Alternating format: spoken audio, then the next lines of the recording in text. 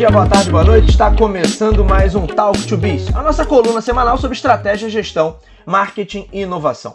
O meu nome é Bruno Garcia, sou professor e profissional na área de marketing e business, e aqui você já sabe, toda semana a gente traz um tema novo a respeito do mundo dos negócios, mas também a gente faz comentários sobre notícias e sobre acontecimentos que podem ter um impacto na sua empresa, no seu planejamento estratégico ou na sua carreira.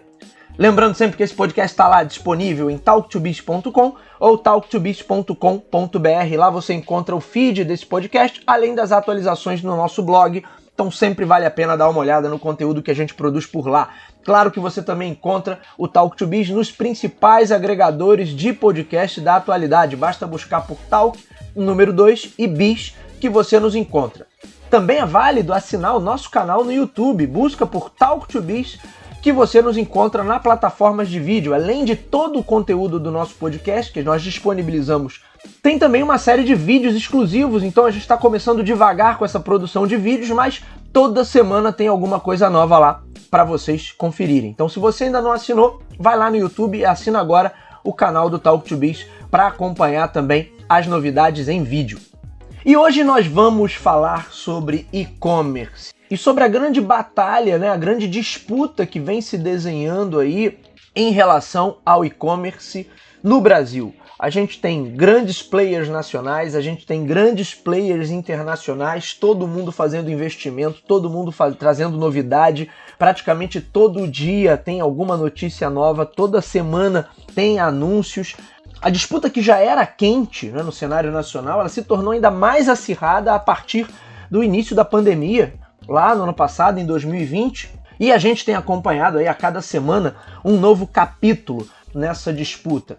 E isso é resultado também do crescimento que o e-commerce e todos os canais, quando a gente fala e-commerce, eu estou me referindo aí a todos os canais digitais hoje, porque você tem o mobile, você tem compra pelas redes sociais, então eu não estou falando especificamente do e-commerce no sentido tradicional do termo, se é que a gente já pode até, é engraçado falar isso, e-commerce no sentido tradicional do termo, mas eu estou falando de todas as vendas movimentadas por canais digitais, e a gente vem registrando números cada vez maiores. A projeção da Nielsen, uma pesquisa da Nielsen para esse ano, é que o e-commerce no Brasil movimente em torno de 110 bilhões de reais. O crescimento como um todo projetado, em relação a 2020 é de 26%. Sendo que 2020 já foi um ano também de faturamento recorde. Ele aumentou, o faturamento do e-commerce em 2020 foi 41% maior do que em 2019. E a gente sabe que a pandemia acelerou um bocado esse processo, porque muitos das categorias, dos segmentos de consumo que uma boa parcela da população ainda estava habituada, a comprar fisicamente, comprar presencialmente, passou-se a consumir online por conta das restrições de locomoção, de aglomeração, da questão de saúde pública e tudo mais. Então você teve, forçadamente, a partir do ano passado, uma migração de muitos negócios para o digital. E as categorias que já reinavam no digital, essas já nadavam de braçada, mas você tem o crescimento de outras categorias que passam a também ser olhadas com mais carinho pelo consumidor, buscando aí uma forma de consumir determinados tipos de produto por mecânicas digitais, por canais digitais. E obviamente isso fez com que a movimentação desse e-commerce fosse muito maior. E aí a gente tem acompanhado, eu tenho falado até no vídeo da semana passada do Talk to Biz lá no YouTube, a gente falou sobre alguns anúncios, a gente tem aí a Amazon, que já está disponibilizando em 50 cidades aqui no Brasil entregas para o Prime em até um dia útil. Você tem o AliExpress fazendo campanha com a Ivete Sangalo. Agora o AliExpress já anunciou que vai aceitar pagamentos via Pix, que é aquele sistema digital criado aqui no Brasil que tem ganhado uma adesão muito grande aí entre os brasileiros pela praticidade, pela conveniência que ele gera.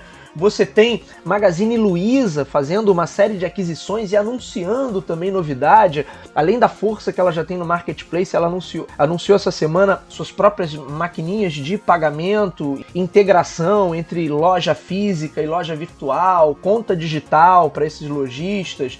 Você tem realmente muita coisa se configurando.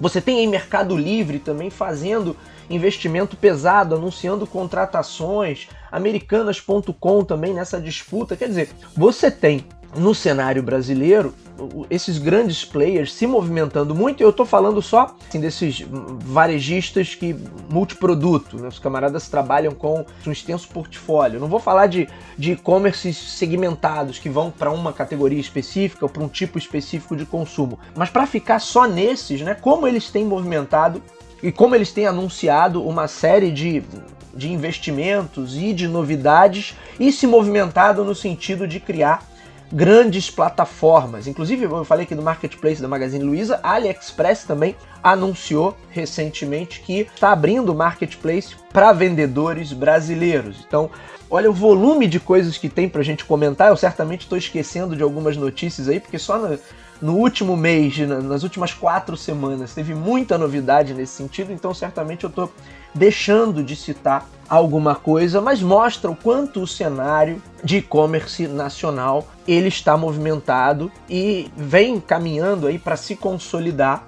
Se tiver realmente esse crescimento projetado de 26% para esse ano, e tudo indica que muitas dessas categorias que cresceram no e-commerce, cresceram agora em plataformas digitais por conta da pandemia, elas vão continuar forte em plataformas digitais. Quer dizer, você teve também um grande número de experimentações nesse período que levou uma galera que até poderia conhecer já o e-commerce e entender o e-commerce como uma possibilidade e usar daquilo ali só como último recurso e possivelmente continuaria comprando pelos meios tradicionais, não fosse a pandemia e as restrições impostas durante esse período por conta do problema de saúde pública. E como muita coisa foi levada ali pela experimentação, obviamente, depois que você experimenta meios mais convenientes, mais fáceis e mais ágeis de você comprar sem ter trabalho, adquirir as coisas que você quer sem ter trabalho, isso rapidamente se torna um hábito. Então, o que os especialistas dizem e o que eu também acredito é que muito desse comportamento de compra veio para ficar. E exceto nos casos onde você tem realmente a entrega ali de alguma experiência física, de alguma questão muito particular de cada tipo de negócio, obviamente para esses tipos de business a coisa vai voltar para o presencial, porque é parte da entrega ali, aquela experiência física, parte da proposta de valor, é parte do pacote, mas em outros setores a coisa tende a ser cada vez mais digital. E por mais que aqui no Brasil a gente estivesse atrasado, e ainda estamos atrasados em relação a isso, porque você tem coisas básicas que eu, por exemplo, gostaria de comprar pelo digital e não consigo comprar, a gente já avançou bastante e acho que a gente vai continuar avançando. Porque na realidade, o que esses grandes players vão fazer, e algumas análises aí publicadas na mídia recentemente mostram que, de certa maneira, nesse período, concentrou-se muito poder na mão desses grandes players. Eu citaria pelo menos 5 aqui que estão atuando no mercado brasileiro: Mercado Livre, Lojas Americanas, Amazon, Magazine Luiza, AliExpress, você tem OLX também, você tem Casas Bahia, você tem uma grande quantidade de plataformas de comércio eletrônico que cresceram bastante nesse período. E eles vão levar o mercado a se movimentar, mesmo em setores onde a movimentação ainda é pequena, mas eles vão acabar forçando que outros se movimentem também. Então, de certa maneira, você hoje já pode comprar itens de supermercado na Amazon, você pode comprar itens de farmácia em algumas dessas plataformas. Logo, você vai forçar para que outros acabem entrando também ou ofertando meios digitais de compra. Então você vai ter uma movimentação muito grande nesse setor daqui para frente. Aí eu tenho 2 pontos para destacar aqui que eu considero que sejam pontos de gargalo, onde a coisa pode engargalar aqui. Na verdade não é nenhuma novidade que eu vou falar, mas reforçando que são pontos que ainda não estão resolvidos. A gente tem problemas logísticos muito sérios, e essas empresas têm investido pesado aí na logística. Eu acho que todas elas aqui citadas têm investido pesado, com destaque para Amazon, Mercado Livre, Magazine Luiza, Americanas.com. Todas têm investido pesado. AliExpress também, né, com seus voos semanais aqui da China para o Brasil para entrega de produto. Todos eles têm investido pesado nessa questão logística, investido em meios alternativos de entrega, porque A questão é o produto chegar para o consumidor. Então falo aqui pelo Rio de Janeiro, onde você tem problemas ligados à segurança pública, em muitos locais os correios não entregam e a maior parte dos e-commerces nacionais já tinha jogado a toalha em relação a isso, e não entrega, você que busque no correio se vira. Então você paga o frete e ainda vai nos correios para retirar o produto. E aí, com a presença desses players internacionais efetivando a entrega, sem essa acomodação com o problema que estava instalado aqui por conta da segurança pública, e aí a Amazon, Mercado Livre e outros começaram a entregar, mesmo com os correios não entregando, eles disponibilizaram um serviço de entrega na casa dos consumidores. E aí outros players tiveram que se coçar. Então, de novo, a presença desses grandes grupos fazendo com que o e-commerce nacional também se movimentasse.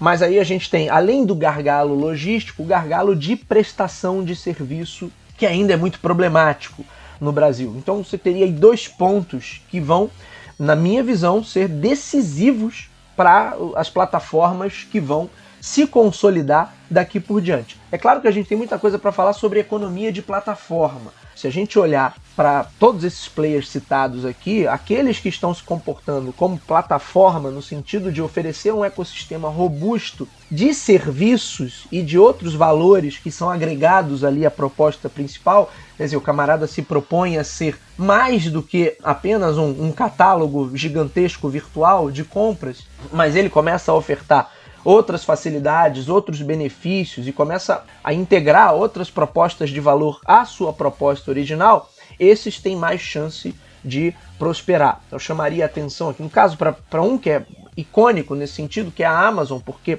quando você assina o Prime, você não está só tendo benefícios pela perspectiva do e-commerce ali, mas você também tem acesso ao Prime Video, por exemplo. Magazine Luiza também tem mostrado uma movimentação, no meu entender, muito direcionada para isso, para criar uma plataforma robusta. A aquisição que eles têm feito de outras startups e principalmente de empresas de conteúdo, como o Jovem Nerd, Canaltech, mas eles adquiriram muita gente do ano passado para cá, já mostra uma perspectiva estratégica da companhia de criar realmente uma plataforma que vai unir produtos e serviços de uma forma muito inteligente, justamente para ganhar a fidelidade desse público consumidor. A gente possivelmente precisa olhar também que muitos dos consumidores que estão agora no e-commerce brasileiro fazendo com que esse volume de vendas aumente são novatos, são pessoas que não estavam habituadas a comprar pelo menos tanto assim pelo e-commerce e aí passaram a comprar mais pelo e-commerce por conta da pandemia e meio que quebraram o gelo com as plataformas virtuais. Ainda há, principalmente entre o público mais velho, uma certa resistência e uma certa desconfiança em relação a qualquer mecanismo de plataforma digital. Então esses são os 2 grandes gargalos que eu vejo, um referente à logística e o outro referente à prestação de serviço. Você teve algumas iniciativas, por exemplo, de algumas plataformas no setor de alimentação, como iFood, supermercados entrando nessa também, mas me parece que em boa parte dos casos, em boa parte das regiões, a questão está muito mais na ausência de uma boa prestação de serviço e de uma confiabilidade. Quer dizer, quantas vezes eu já pedi aqui de varejistas próximos aqui da região e você faz um pedido pelo WhatsApp e quando vai ver a coisa chega errada. Ou faz um pedido, mesmo que por uma plataforma dessa, por uma espécie de marketplace também, como o iFood ofereceu para supermercados ao longo desse período, e você pede por ali e o pedido vem errado. Quer dizer, o camarada não está acostumado ainda a lidar ali no digital.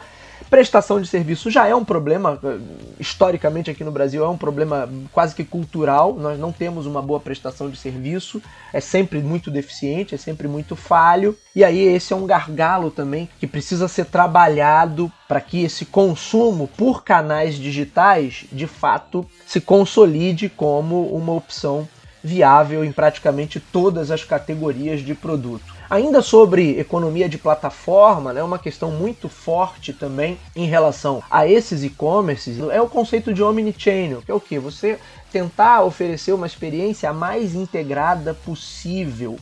E isso é cada vez mais forte, embora, né, omnichannel seja um assunto que que já é colocado aí pelos especialistas em varejo, pelos camaradas que acompanham o setor, há pelo menos 10 anos já se fala nisso. Eu lembro quando eu estava no mundo do marketing já se falava sobre omnichannel, mas agora isso se tornou mais e mais verdadeiro e sim, com possibilidade de aplicação real, porque antes era pensado muito assim, a gente vai ter tecnologia para fazer essa integração e fazer tudo funcionar de forma convergente. Hoje essas tecnologias já estão aí e a gente precisa realmente que essas empresas trabalhem no sentido de entregar uma experiência única, uma experiência que seja integrada, que eu tenha de fato uma convergência de todos esses canais em um.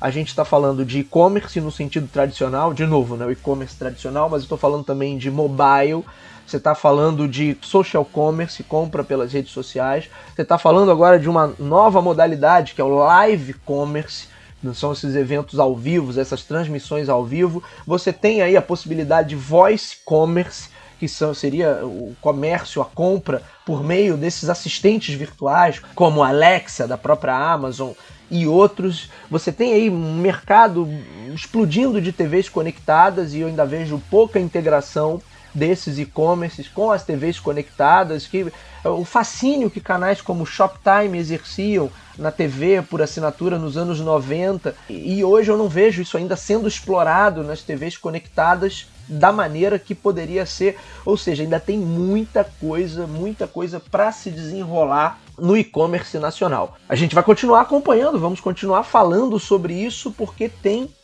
muita coisa. Certamente tem pontos aqui que eu acabei não citando, porque de fato tem muita coisa acontecendo e toda semana tem notícia nova, mas a gente certamente vai voltar a falar desse assunto aqui no Talk to Biz.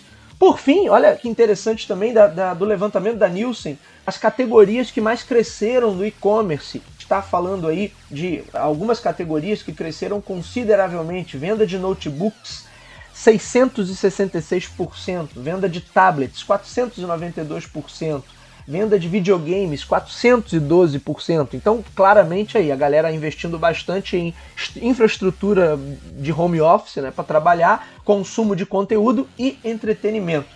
Aí você tem televisores ali 248%. Interessante também, material esportivo tá 127%. Apesar da pandemia, possivelmente a galera comprou bastante coisa, talvez para se exercitar em casa. Aí a gente teria que olhar mais a fundo aí para esses números para entender essa movimentação. Mas aí também com foco em home office, cadeiras de escritório 142% e escrivaninhas, né, a mesinha ali para a gente trabalhar, 125%. Mas é interessante também a gente olhar, esses são números mais gerais das categorias que mais cresceram, mas conversando com amigos que estão em mercados de varejo, né, que tinham já loja física e canais virtuais, houve uma explosão nesses canais virtuais de categorias que vendiam muito na loja física e que não vendiam quase nada nos canais virtuais, e aí houve essa explosão de algumas categorias de itens para casa, de roupa. Então, se a gente olhar setorizado, né, por cada tipo de canal, porque aqui eu estou falando desses e-commerces de portfólio muito variado, que vendem de tudo, basicamente, ou tentam passar essa impressão de que vendem de tudo. Mas quando a gente olha para outros setores específicos, tem muita coisa interessante, mercado pet também, que a gente não vai falar aqui hoje, porque a ideia era só fazer um comentário sobre essa perspectiva para o e-commerce nacional. E como eu disse, a gente tem aí três grandes desafios pela frente: logística, prestação de serviço e experiência integrada omnichannel. E vamos ver o que vem por aí. Vamos continuar acompanhando. Muito bem, senhores, esse foi o Talk to Biz de hoje. O meu nome é Bruno Garcia, você me encontra aí nas principais plataformas sociais. Bruno Garcia no LinkedIn, Bruno_TalkToBiz no Instagram. Podem me adicionar, mandem perguntas, mandem sugestões de temas, é sempre muito bacana e muito positiva essa troca. O Talk to Biz está disponível nas principais plataformas do ramo. Se você é usuário Apple, no aplicativo de podcast do iOS. Se você é usuário Android, vai lá em Google Podcasts. Se você está acostumado a ouvir as suas músicas e seus programas prediletos pelo Spotify, pelo Deezer, pelo Amazon Music, também estamos por lá. Basta buscar por Talk, o número 2 e Biz, que você nos encontra. É claro, você pode ir diretamente no site do Anchor, anchor.fm/talktobiz, ou nos nossos endereços eletrônicos talktobiz.com ou talktobiz.com.br. Sempre lembrando, estamos também no YouTube. Todo o conteúdo de podcast do Talk2Biz fica disponível também no YouTube. Então, se você ainda não é assinante do nosso canal, vai lá, assina. Além dos vídeos exclusivos que a gente tem produzido, tá? Uma produção ainda lenta, mas a gente tá produzindo alguma coisa sempre em vídeo para o canal do YouTube. Então, todo o nosso conteúdo de podcast está lá disponível no canal do YouTube para vocês acessarem. Por último, né, antes de encerrar, sempre aquele pedido, se você acompanha o nosso trabalho, curte o conteúdo do Talk2Biz, compartilhe, indique para os seus amigos. Vamos manter aí essa corrente do bem, compartilhando bom conhecimento sobre estratégia, sobre negócios, sobre marketing, sobre gestão e inovação para um número cada vez maior de ouvintes. É isso, meus amigos. Hoje eu fico por aqui. Nos vemos no próximo. Até lá. Um abraço a todos.